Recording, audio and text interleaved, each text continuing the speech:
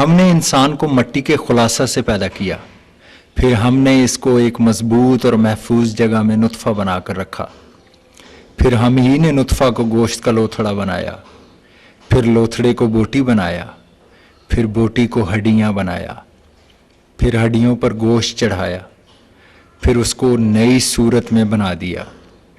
تو کیا بڑی شان ہے اللہ کی جو سب سے بہتر بنانے والا ہے۔ سورہ مومنون میں مذکور اللہ کی اس خوبصورت تخلیق کو پیدائش سے پہلے ہی بنا کسی جرم کے گرا دینا، جبکہ اس سے ماں کی جان کو خطرہ بھی نہ ہو، اسقاط حمل یا ایبارشن کہلاتا ہے، جو اسلامی جمہوریہ پاکستان کے قانون کے مطابق جرم ہے۔ ناقص خاندانی منصوبہ بندی اور اللہ کی رحمت یعنی بیٹی کی پیدائش کو ناپسند کرنا ایسے عوامل ہیں جو اس غیر اخلاقی اور غیر انسانی فعل کے ارتکاب کا سبب بنتے ہیں۔ لیکن حالیہ حالات میں اس غیر قانونی اسقاط حمل کا ایک تیسرا سبب بھی پیدا ہو گیا ہے، اور وہ ہے جنسی بے راہ روی۔ ہمارے معاشرے میں کیبل، انٹرنیٹ اور غیر معیاری جنسی لٹریچر کے ذریعے تیزی سے پھیلنے والے جنسی بے راہ روی کے زہر نے سب سے زیادہ ہماری نوجوان نسل اور خاص طور پر کم عمر لڑکیوں کو متاثر کیا ہے۔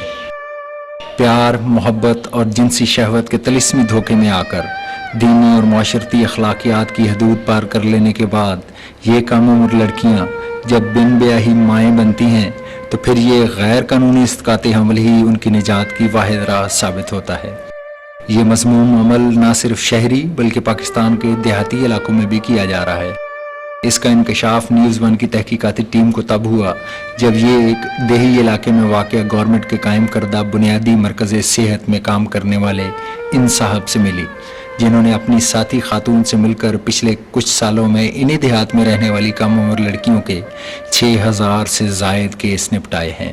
ہماری بے انتہا کوشش کے بعد نام اور شناخت دستاویزی طور پر ظاہر نہ کرنے کے وعدے پر یہ صاحب کیمرے کے سامنے اپنا بیان دینے پر رضامند ہو گئے۔ سن 90 تو لے کے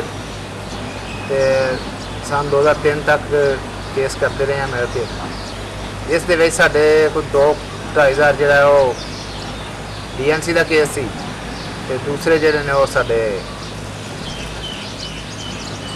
ڈلیوری دا کیس سن۔ اساں کچھ تقریباً 6-7 ہزار کیس کیتا ہے۔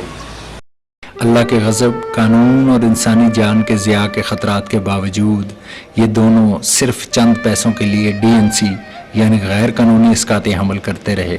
DNC کرنے کے دوران سانوں خطرہ تو ہوندا سی کافی۔ اسی بھی پہلے نمبر تے اللہ کو ڈریدا سی یہ اسی کام کرن لگے ہاں، تے دوسرے نمبر تے ہوندا سی پولیس دا خطرہ ہوندا سی، تیسرے نمبر تے بھی ہوندا ہے بلیڈنگ زیادہ ہو گئی مریض مر بھی سکتا ہے، تے وہ بھی ساڈے تے کیس نہ بن جائے۔ کرنے تو پہلے تو لوگ سب کچھ مان جاتے ہیں، پھر جس کام خراب ہو جاتا ہے پھر لوگ یکدم بدل جاتے ہیں۔ اسقاط حمل کروانے کے لیے ان کے پاس آنے والی خواتین میں زیادہ تر تعداد کم عمر لڑکیوں کی ہے۔ زیادہ تر سارے کو کیس جڑے نے DNC دے کواریاں لڑکیاں دے آتے رہے ہیں، تقریباً جنہاں دی عمر 15-16 سال تو لے کے 20-25 سال تک سی۔ غیر قانونی اور طبی اعتبار سے غیر معیاری اسقاط حمل بعد میں عورت کے لیے نہ صرف کئی جسمانی بلکہ ذہنی پیچیدگیوں کا سبب بھی بنتا ہے۔ بہت سی خواتین اس کے باعث ساری زندگی کے لیے بانجھ ہو جاتی ہیں، جبکہ کئی زندگی کی بازی بھی ہار جاتی ہیں۔ ہمارے ملک میں جو ہم نے دیکھا ہے کہ ایک سال میں تقریباً 1 لاکھ انلیگل ابارشنز ہوتے ہیں۔ اتنی مینٹل شاک میں چلی جاتی ہے جب ایک ماں بچہ ضائع کراتی ہے، یو کین ناٹ امیجن اس کے ساتھ کتنی اونرشپ ہوتی ہے، میں اور آپ تصور ہی نہیں کر سکتے۔ 1 لاکھ کے قریب ڈلیوریز ہوتی ہیں رفلی، جو ہمارا ایسٹیمیٹڈ ہے، ہماری سوسائٹی ایک ہے وہ اس نے سارا ریکارڈ رکھا ہے۔